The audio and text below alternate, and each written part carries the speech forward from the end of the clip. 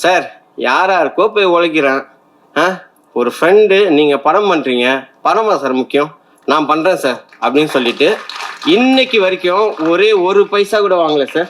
நிறைய பேர் வந்து ஜெய் சார் படம் பண்ணுறாரு அப்படின்ன உடனே எல்லாருமே வந்து ஜெய்யா அவன் ஷூட்டிங்கே வரமாட்டேன், சாரி பிரதர் அவங்க சொன்ன வேலை அப்படியே யூஸ் பண்ண, அவன் ஷூட்டிங்கே வரமாட்டேனே, அவனை வச்சுட்டு ஏன் பண்ணுறான். சிஎம் சார், நீங்கள் எங்கேயாவது இதை பார்த்துட்டு இருப்பீங்க, எல்லாத்தையும் பார்க்கறது தான் உங்கள் வேலையும், கண்டிப்பாக நீங்கள் பார்ப்பீங்க. அப்போது இந்த தம்பியை ஞாபகம் வச்சிங்க.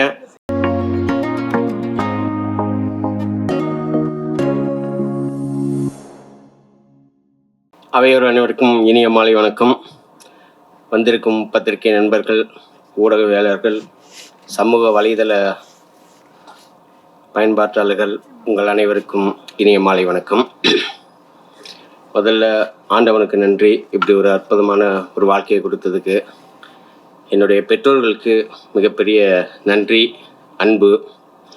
அப்புறம் முக்கியமாக என்னுடைய மனைவி, அவங்க இல்லைன்னா நான் இல்லை, அவங்களால தான் இன்றைக்கி வந்து நான் வந்து இருக்கேன். எல்லா வகையிலும் என்னை சப்போர்ட் பண்ணது அவங்க தான். Love you Sharmi. அண்டு என்னுடைய நண்பர் சத்யநாராயணன், அவர் தான் நான் துவங்கி போனப்போலாம் என்னை வந்து தாங்கி பிடிச்சி உங்களால் முடியும் அப்படின்னு சொல்லிட்டு என்னை மோட்டிவேட் பண்ணி எல்லா வகையிலும் சப்போர்ட்டிவாக இருக்கார். Thank you sir. ஸோ இது வந்து சினிமாவை தாண்டி, அண்டு சினிமானா என்னை பொறுத்த வரைக்கும் ஒன்று தான் என் மைண்டில் வரும், ஏஆர் முருகதாஸ்.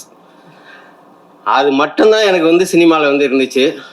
எனக்கு வந்து எப்படியாவது வந்து சார்கிட்ட ஒரு படம் ஒர்க் பண்ணிடணுங்கிற ஒரே ஒரு ஆசை தான். எனக்கு படம் பண்ணுற ஆசையே ஸ்டார்டிங்கில் கிடையாது. நான் எப்பயுமே அதை தான் சொல்லிகிட்டு இருப்பேன். ரமணா படம் பார்த்ததுலேருந்து, ரமணா எத்தனை தடவை பார்த்துருக்கேன்னு எனக்கே தெரியாது. அவ்வளோ வந்து எனக்கு வந்து எப்படியாவது முருகதாஸ் சட்டை ஒரு படம் ஒர்க் பண்ணிட்டா போதும், அசிஸ்டன்ட் டைரக்டரா அப்படின்னு சொல்லிட்டு அவ்வளோ லவ்னா எப்படின்னா, நான் ஒரு பொண்ணாக பிறந்ததுன்னா கண்டிப்பாக அவங்க வீட்டில் பயங்கர பிரச்சனை வந்திருக்கும், அவ்வளோ லவ். ஸோ சாருக்காக என்ன வேணாலும் பண்ணுவேன். ஏன்னா சார் வந்து மற்றவங்களுக்காக அவ்வளோ பண்ணுவார், அதுவும் அசிஸ்டன்ட் டைரக்டர்ஸ்க்கு வந்து அவ்வளோ பண்ணுவார். இன்றைக்கி வந்து நான் இங்கே நிற்கிறது, இந்த படம் பண்ணது, மற்றவங்க எல்லாம் என் பேசுறது, சினிமாவை பொறுத்த வரைக்கும் எல்லாமே வந்து சார்கிட்டேருந்து கற்றுக்கிட்டது தான். அண்டு அவர்கிட்ட நான் கற்றுக்கிட்டது வந்து ஒரு 5% தான் இருக்கும். அந்த 5%க்கு தான் இந்த பாராட்டுக்கள் நீங்கள் சொல்கிறது எல்லாமே. ஃபுல்லாக கற்றுக்க முடியாது யாராலையுமே. அப்படிப்பட்ட ஒரு மனிதர் அவர். ஏன் இதை சொல்கிறேன்னா, ஒரு படம் இப்போ இவங்க சொல்கிறாங்கல்ல எல்லாரும், அவர் வந்து அவ்வளோ இப்படி பண்ணுவார், அப்படி பண்ணுவார், கரெக்டாக டிசிஷன் எடுப்பார்னா எங்களை பண்ண விடுவார். சார்கிட்ட நான் பெருசாக கற்றுக்கிட்டது, அசிஸ்டன்ட் டைரக்டர்ஸை வந்து பண்ண விடுவார். அது தப்போ ரைட்டோ ஃபஸ்ட்டு பண்ணுங்க, அதுக்கப்புறம் அதை வந்து கரெக்ஷன் பண்ணுவார். அண்டு அசிஸ்டன்ட் டைரக்டரை எப்படி ட்ரீட் பண்ணணும் அப்படிங்கிறது வந்து சார் வந்து ஒரு பயங்கரமான ஒரு எக்ஸாம்பிள். அவர் கூட அசிஸ்டண்டாக இருக்கும்போது நம்மளுக்கு வெளி உலகமே எதுவுமே தெரியாது. அவ்வளோ வந்து அசிஸ்டன்ட் டைரக்டர்ஸ் வந்து அவர் வந்து கூடவே வச்சிருப்பார். எல்லா விஷயம் ஷேர் பண்ணுவார், எல்லாமே. அதெல்லாம் வந்து மற்றவங்களாம் சொல்லுவாங்களான்னு தெரியாது, அவ்வளோ விஷயங்களை ஷேர் பண்ணுவார். ரொம்ப தேங்க்யூ சார்.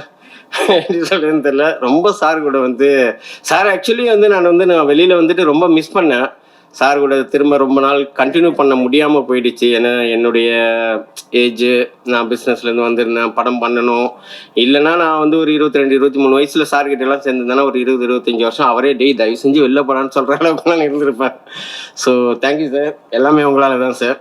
அதுக்கப்புறம் சார்கிட்ட நான் சேரணும்னு நினைக்கும் போது, என்னடா நம்ம போனோன்னா உனக்கு என்ன தெரியும் அப்படின்னு கேட்பாங்க. அவ்வளோ பெரிய டைரக்டர், எப்படி அப்ரோச் பண்ணுறதுன்னு தெரியாது. அப்போ தான் எனக்கு வந்து பாஃப்டாவில் ஜாயின் பண்ணேன். தனஞ்சயன் சார் சேர்த்துட்டதுக்கு ரொம்ப தேங்க்ஸ் சார். ஏன்னா நான் தான் லாஸ்ட்டாக சேர்ந்த ஸ்டூடெண்ட்டு. நெக்ஸ்ட் டே வந்து காலேஜ் ஓப்பன் பண்ணுறாங்க, எல்லாமே அட்மிஷன் முடிஞ்சிருச்சு அப்படின்னாங்க. பிரசன்னா மேடம் ஒருத்தவங்க இருந்தாங்க, இல்லைப்பா அட்மிஷன்லாம் முடிஞ்சிச்சு, வெளில போ அப்படின்ட்டாங்க. என்னடா இது இப்படி சொல்கிறாங்களே அப்படின்னு சொல்லிட்டு, இல்லை நான் தனஞ்சயன் சாரை பார்த்துட்டு தான் போவேன் அப்படின்னா. அப்புறம் அப்போ வெயிட் பண்ணேன் அப்படின்னாங்க. 2 hours வெயிட் பண்ணேன். அதுக்கப்புறம் தனஞ்சயன் சார் வந்தார். ஒரு 10 minutes தான் பேசினேன். அவர் எதாவது என்ன நினச்சாருன்னு தெரில. உடனே சரி ஓகே ஒரு சேர்த்து விட்ருங்க அப்படின்னாங்க. ஸோ பாஃப்டாவில் சேர்ந்ததுக்கப்புறம் தான் எனக்கு வந்து சினிமா ஆசைகளில் இருந்தேன். பட் சினிமாவை எப்படி அப்ரோச் பண்ணணும், என்ன சினிமானா என்ன அப்படிங்கிறது வந்து எனக்கு கற்றுக் கொடுத்தது வந்து பாஃப்டா தான். அதுவும் பாஃப்டாவில் வந்து என்னுடைய மாஸ்டர்ஸ் யாருன்னு பார்த்தீங்கன்னா, Mahendran sir, Bhagyaraj sir, Lenin sir. So அப்படிப்பட்ட பெரிய மாஸ்டர்ஸு அவங்களாம் இங்கே இல்லை, அதனால அவங்க நேம்ஸை ஃபஸ்ட்டு சொல்லிட்டேன். ராம் சார். ஸோ அவங்ககிட்டலாம் படித்தேன். முக்கியமாக வந்து சசி சார். சசி சார் வந்து நான் எல்லா கிளாஸ்லையுமே கொஞ்சம் நிறைய பேசுவேன், எல்லாத்தையுமே நிறைய பேசுவேன். பட் சசி சாரை பார்க்கும்போது எனக்கு என்னமோ ஒரு மாதிரி பயமாக இருக்கும். அவர் முருகதாஸ் சார் மாதிரி இருக்கிறதாலையா என்னன்னு எனக்கு தெரியாது. அவர்கிட்ட மட்டும் நான் அவ்வளோ பேசவே மாட்டேன், ரொம்ப சைலண்ட்டாக இருப்பேன். பட் ஆனால் சார் வந்து ஃபஸ்ட்டு டைம் வந்து அவர் சொன்ன ஒரு வார்த்தை தான் சினிமாவில் வந்து எனக்கு வந்து ஃபஸ்ட்டு நான் வந்து சினிமாவை கற்றுக்கிட்டது எனக்கு அங்கேருந்து தான் ஆரம்பிச்சிச்சு இன்னைக்கு வரைக்கும். இனிமேல் நீங்கள் பார்க்குற எல்லாத்தையும் வந்து சும்மாவே மற்றவங்க பார்க்குற மாதிரி பார்க்கக்கூடாது, அதை ஒரு ஷார்ட்டாக பார்க்கணும். இதை கம்போஸ் பண்ணால் எப்படி இருக்கும், இப்போ நீங்கள் எல்லாரும் இப்போ பேசிகிட்டு இருக்கீங்க, எல்லாரையும் பார்க்குறீங்கன்னா நீங்கள் கேமரா வச்சிங்கன்னா அதில் என்ன கவர் ஆகும் அப்படி பார்க்கணும். அப்படி பார்க்க கற்றுக்கிட்டா தான் நீங்கள் படம் பண்ணும்போது அது யூஸ்ஃபுல்லாக இருக்கும்னாங்க. அன்னையிலேருந்து இன்றைக்கி வரைக்கும் எதை பண்ணாலும் அது மாதிரி தான் சார் தோணுது. ஸோ அங்கேருந்து தான் என்னுடைய சினிமாவுடைய லேர்னிங்ஸ் வந்து ஆரம்பிச்சிச்சு. அப்புறம் நான் ப்ரொடியூஸ் பண்ணுறதுக்கு வந்து மெயின் வந்து தனஞ்சயன் சார். அவர் தான் வந்து ப்ரொடக்ஷன் கிளாஸ் எடுப்பார் அப்போ பாஃப்டாவில். அப்போ ப்ரொடக்ஷன் பண்ணும்போது என்னென்னலாம் பண்ணணும், என்னென்னலாம் பண்ணக்கூடாது, எப்படி பண்ணணும் அப்படிங்கிறதெல்லாம் கிளியராக சொல்லி கொடுப்பாரு. ஸோ அது வந்து எனக்கு வந்து ரொம்ப யூஸ்ஃபுல்லாக இருந்துச்சு. நான் இந்த படம் ப்ரொடியூஸ் பண்ண போகிறேன் அப்படின்னு சொல்லிட்டு போகும்போதே ஃபஸ்ட்டு நான் அவரை தான் போய் மீட் பண்ணேன். சார் இந்த மாதிரி ப்ரொடியூஸ் பண்ண போகிறேன் சார்ன்னு சொல்லிட்டு அவர் நிறைய விஷயங்கள் சொல்லுவார். அதில் நம்மளுக்கு என்ன வேணுமோ அதை மட்டும் எடுத்துட்டோன்னா நல்லாயிருக்கும். எல்லாத்தையும் நீங்கள் எடுத்துட்டிங்கன்னா குளறிடுவீங்க. ஸோ அந்த வகையில் எனக்கு ரொம்ப நல்லா அட்வைஸ் பண்ணார். அவருக்கும் என்னுடைய மிகப்பெரிய நன்றி. ஸோ வந்திருக்கிற கெஸ்ட்டில் வந்து அவங்க 3 பேர் கெஸ்ட்டு கிடையாது, என்னுடைய குருமார்கள். குரு வணக்கம் முடிஞ்சிருச்சு. அதுக்கப்புறம் இந்த படத்தை பற்றி எடுத்துட்டோன்னா மெயினாக வந்து இந்த படத்தில் வந்து ஃபஸ்ட்டு வந்து எனக்கு வந்து ரிச்சர்ட் சார் உள்ளே வந்தார். ஜெய் சாரை மீட் பண்ணுறதுக்கு முன்னாடியே ரிச்சர்ட் சார் வந்தார். ரிச்சர்ட் சார் வந்து நான் ரிச்சர்ட் சாரை ஃபஸ்ட்டு நான் கமிட் பண்ணல. நான் வேற ஒரு நியூ கேமராமேன் போகலாம், ஏன்னா சின்ன படமாக பண்ணலாம், அவ்வளோ பெரிய கேமராமேன் அப்படின்னு சொல்லிட்டு அவர் எனக்கு ஃப்ரெண்டு. அதுக்கு முன்னாடியே நாங்கள் 2 பேரும் சேர்ந்து ஒரு படம் பண்ண வேண்டியது. அது அன்ஃபார்ச்சுனேட்லி விஜயாண்டனி சார் படம் ஒரு 2 இயர்ஸ் அவருக்கு இருந்த சில பிரச்சனைகளால் அந்த படம் வந்து கண்டினியூ பண்ண முடியாமல் போயிடுச்சு. ஸோ அந்த படத்துக்கே நான் ரிச்சர்ட் சார் கூட இருந்தேன். ஸோ அது பெரிய படம், அது ஓகே. இந்த படத்துக்கு எப்படி கூப்பிட்றது, நான் கூப்பிடவே இல்லை. அண்ட் அவருக்கே விஷயம் தெரிஞ்சு அவர் ஒரு நாள் ஃபோன் பண்ணார், படம் பண்ணுறீங்களாமே, கங்க்ராட்ஸ். யார் ப்ரொடியூசர்னா? நான் தான் சார் ப்ரொடியூசர். நீங்கள் தான் ப்ரொடியூசரா? யார் கேமராமேன்னாரு. இல்லை சார் நான் புதுசு போகலான்றேன். எங்கள் ஆஃபீஸு அப்படின்னு சொல்லிட்டு அடுத்த 1/2 hour ஆஃபீஸில் இருந்தார். ஆஃபீஸுக்கு வந்தார், என்ன படம் என்ன எல்லாத்தையும் கேட்டார். ஒரு 1 hour பேசிட்டு நான் இந்த படம் பண்ணுறேன் அப்படின்ட்டாரு. சார் எனக்கெல்லாம் அவ்வளோலாம் என்னக்கெல்லாம் சேலரியெல்லாம் கொடுங்க, நான் உங்ககிட்ட சேலரியை பற்றி பேசவே இல்லையா? நீங்கள் ஃபஸ்ட் டைம் ஒரு ப்ரொடியூஸ் பண்ணுறீங்க. அவர் அன்றைக்கி சொன்ன ஒரு வேர்டு, சார் யாராருக்கோ போய் உழைக்கிறேன், ஒரு ஃப்ரெண்டு, நீங்கள் படம் பண்ணுறீங்க, படமா சார் முக்கியம், நான் பண்ணுறேன் சார் அப்படின்னு சொல்லிட்டு இன்னைக்கு வரைக்கும் ஒரே 1 பைசா கூட வாங்கலை சார், ஒரே 1 ரூபா வாங்கலை சார். நான் எவ்வளோ தடவை வந்து சார் என்னால் என்ன முடியுதோ அதை கொடுக்குறேன் அப்படின்னாரு. பணத்தை பற்றி என்கிட்ட பேசாதீங்க அப்படின்னு சொல்லிட்டு இன்னைக்கு வரைக்கும் 1 பைசா வாங்கலை. அந்த படத்தை வந்து அதுக்காக வந்து எந்த இடத்துல அவர் வந்து ஒரு ப்ரொடக்ஷன் எக்ஸிக்யூட்டிவ் மாதிரி ஒர்க் பண்ணார். Sir thank you very much sir, love you sir. So அவரால் தான் இந்த படம் வந்து இவ்வளோ குவாலிட்டியாக வந்தது. என்னன்னா அவர் வந்து இப்போ பணம் வாங்கிட்டுனா கூட பணம் வாங்கிட்டோம் அதுக்கு செலவு பண்ணியிருப்போம்னு நினச்சிட்டு போகிறேன், என்னன்னு தெரியல. அவருடைய படம் மாதிரி எடுத்து அவ்வளோ ஃபாஸ்ட்டாக என்ன குவாலிட்டி எதுவுமே காம்ப்ரமைஸ் பண்ணாமல் அப்படி வந்து எடுத்தார். அதனால தான் இந்த படம் வந்து என்னால் நினச்ச நேரத்தில் ஒரு கேமராமேன் அடிக்கடி எங்கள் டைரக்டர் சொல்லுவார், கேமராமேன் வந்து ரொம்ப முக்கியம், அவங்களோட செட் ஆனால் மட்டும்தான் நம்மளுக்கு வந்து படம் நம்ம நினச்ச மாதிரி வரும், வேறு யார் கூட வேணாலும் நீ சண்டை போடுவ, கேமராமேனோட மட்டும் கொஞ்சம் பார்த்துக்கோ அப்படின்ட்டு. அண்டு அவர் ரிச்சர்ட் சார் அப்படின்னும்போது நிறைய பேர் என்கிட்ட சொன்னாங்க, ரிச்சர்ட் சாரா அவர் பயங்கரமாக சத்தம் போடுவார், அவர் டைரக்டர்லாம் சண்டை போட்டுட்டு போயிடுவார் அப்படின்னு சொல்லிட்டு. பட் எங்கள் 2 பேருக்குள்ள கால்குலேஸ் ரொம்ப நல்லா சிங்க் இருந்துச்சு, சூப்பராக பண்ணோம். அதுக்கப்புறம் வந்து எனக்கு வந்து கிரீஷ் பிரதர் உள்ளே வந்தார். கிரீஷ் பிரதரை பொறுத்த வரைக்கும் அவர் வந்து ரொம்ப சாஃப்டான ஒரு கேரக்டரு. நம்ம என்ன கேட்குறோம் அப்படிங்கிறது அவர் ஃபஸ்ட்டு லிசனர், நல்ல ஒரு லிசனர். நம்மள்கிட்டேருந்து கேட்பார், என்ன உங்களுக்கு என்ன மாதிரி வேணும், என்ன மாதிரி சுச்சுவேஷன் எல்லாமே கேட்டுட்டு அதுக்கு தகுந்த மாதிரி வந்து அவர் வந்து டியூன் போட்டு கொடுப்பாரு. ஸோ அது வந்து உள்வாங்கிக்கும் போது அந்த அண்டர்ஸ்டாண்டிங் வந்துடும், அந்த சிங்கு கரெக்டாக வரும்போது அவர் வந்து நம்ம பாயிண்ட் ஆஃப் வியூவில் இருந்துட்டு இந்த மாதிரி டியூன், இவனுடைய டேஸ்ட் இதுதான், இதான் எக்ஸ்பெக்ட் பண்ணுறான் அப்படின்னு சொல்லிட்டு ஒரு டியூனை போட்டு கொடுப்பாரு. அந்த டியூனை பார்த்த உடனே நம்மளுக்கு கேட்ட உடனே பிடிச்சிடும். ஸோ அவருக்கும் என்னுடைய மிகப்பெரிய நன்றி. அவர் கூட ஸ்னேகன் சார் ஒர்க் பண்ணும்போது நிறைய ஜாலியாக நிறைய விஷயங்கள் நான் கற்றுக்கிட்டேன். சார் வந்து அவர் அந்த வேர்ட்ஸை வந்து நான் இந்த மாதிரி ஒரு மீனிங்கில் வரணும் சாருங்கும் போது அவர் உடனே அடுத்த நிமிஷம் வந்து ஒரு வேர்ட்ஸை வந்து சொல்லுவார்.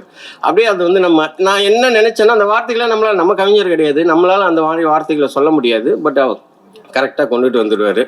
ஸோ அவருக்கும் என்னுடைய மிகப்பெரிய நன்றி.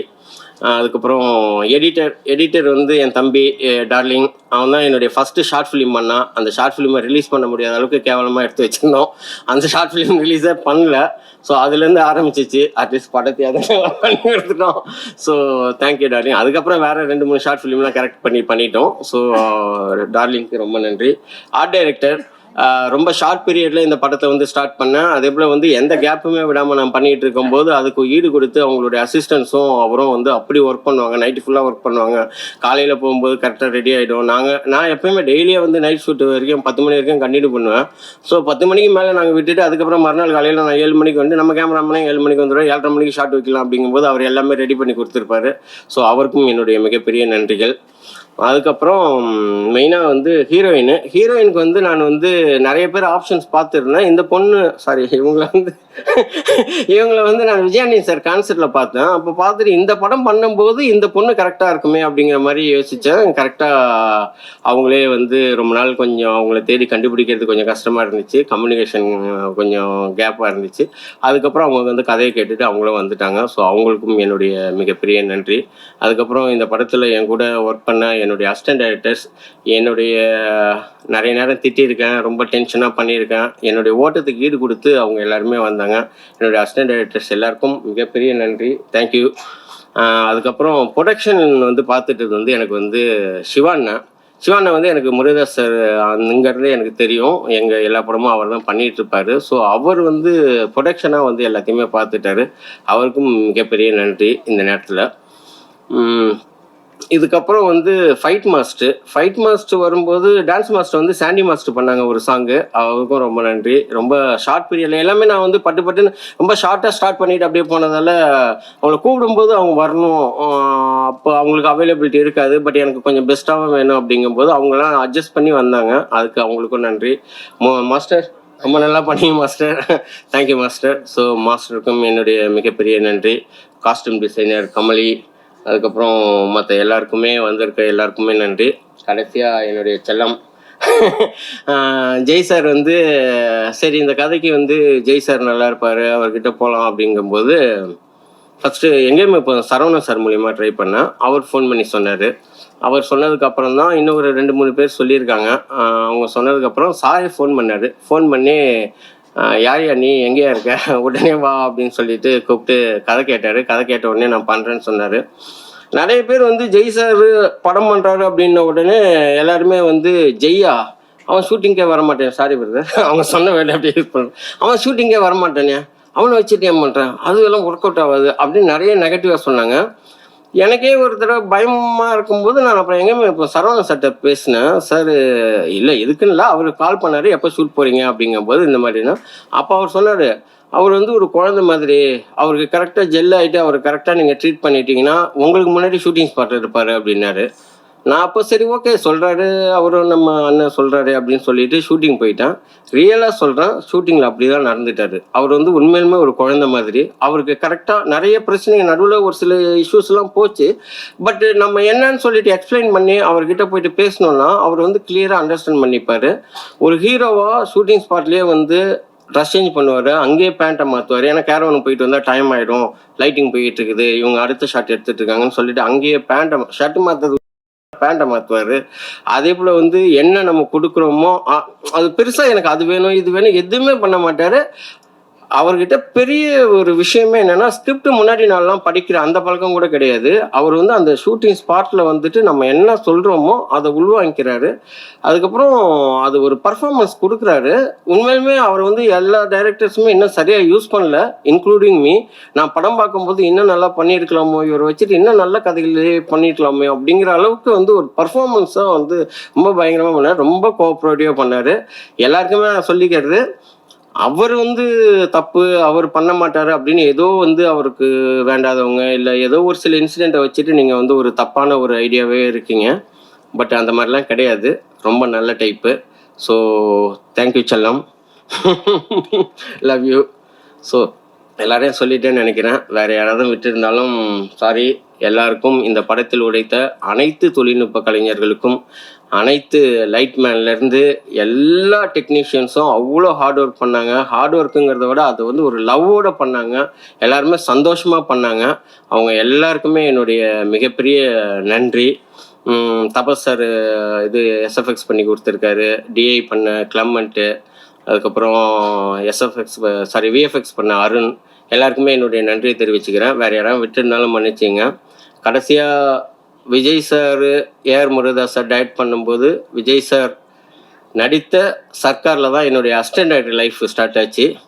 இன்றைக்கி சிஎம் விஜய் சாராக இருக்கும்போது அவருடைய விஜய் சாருடைய சர்க்காரில் என்னுடைய முதல் படம் இயக்குனராக வெளிவருது. அதுக்கு எனக்கு வாய்ப்பு கொடுத்த முருகதாஸ் சாருக்கும் இந்த பிரபஞ்சத்திற்கும் ரொம்ப நன்றி.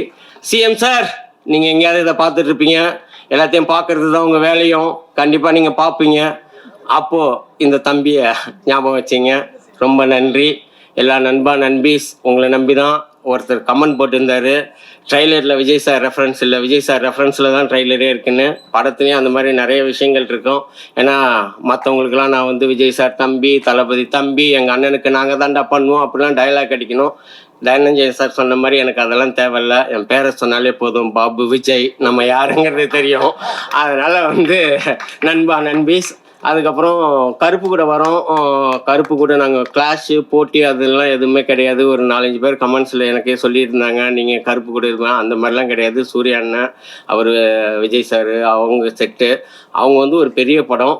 அந்த படத்தோட வரும்போது ஒரு சின்னதாக ஒரு அட்டென்ஷன் நம்ம படத்து மேலே கிடைக்கும். சரி, அதுக்கு டிக்கெட் கிடைக்காதவங்க இந்த படத்துக்கு வரலாம். அவங்க வரும்போது என்னடா பக்கத்தில் ஏதோ ஒரு படம் ஓடிட்டு இருக்காமே, ஓகே சரி இந்த படம், சரி அதை பார்த்துட்டோம், அடுத்து இந்த படத்துக்கு வரலாம் அப்படின்னு சொல்லிட்டு நம்ம படத்தை பற்றி தெரியும். அந்த ஒரு சின்ன ஆசை தான். மற்றபடி அன்பான ஃபேன்ஸ், உங்களுக்கும் நான் வேண்டி விரும்பி கேட்டுக்கிறது, எந்த படத்தையும் ஃபஸ்ட்டு நானே வியாழக்கிழமை கண்டிப்பாக வந்து கருப்பு பார்த்துருவேன். பார்த்துட்டு மறுநாள் நாங்கள் நெக்ஸ்ட் டே தான் வரோம். அப்படியே இந்த படத்தையும் வந்து எங்கள் நண்பா நம்பீஸோட சேர்ந்து, அன்பான ஃபேன்ஸை சேர்ந்து எல்லாரும் சேர்ந்து இந்த படத்தை வெற்றி படமாக்கணும்னு விரும்பி கேட்டுக்கிறோம். மீண்டும் ஒரு முறை அனைத்து பத்திரிகைக்காரங்க, நீங்கள் தான் இந்த படத்தை கொண்டு போய் சேர்க்கணும். என்னால் பெருசாலாம் ப்ரொமோஷன்லாம் பண்ண முடியாதுங்க. இன்றைக்கி இருக்கிற சினிமா நிலைமைக்கு படங்களுக்கு வந்து தியேட்டர்களுக்கு ஆளுங்களை கொண்டு வருது உங்களை மாதிரி பத்திரிகைக்காரங்க கையில் தான் இருக்குது. வந்து பார்த்துட்டு அதுக்கப்புறம் உங்களுடைய விமர்சனம் எதுவாக இருந்தாலும் சொல்லுங்கள். கண்டிப்பாக எல்லாரும் தியேட்டருக்கு வந்து பாருங்கள். இங்கே வந்திருக்கும் அனைத்து நண்பர்களுக்கும், ஊடக நண்பர்களுக்கும் மற்றும் அன்பான ரசிகர்களுக்கும் அனைவருக்கும் மிக்க நன்றி. வீழ்வது நாமாக இருந்தாலும் வாழ்வது சக மனிதர்களாக இருக்கட்டும். நன்றி, வணக்கம். என்னுடைய அக்கா, அவங்க தான் என்னை படிக்க வச்சாங்க. என்னுடைய கஷ்டமான நேரங்கள்லாம் வந்து நான் சின்ன வயசுலேருந்து என்னை வளர்த்தது எங்கள் அக்கா ஆனந்தி. அவங்க இப்போ ஃபாரினில் இருக்காங்க. அவங்களுக்கும் அக்கா ஐ லவ் யூ, சாரிக்கா மறந்துட்டேன், மன்னிச்சிங்கக்கா.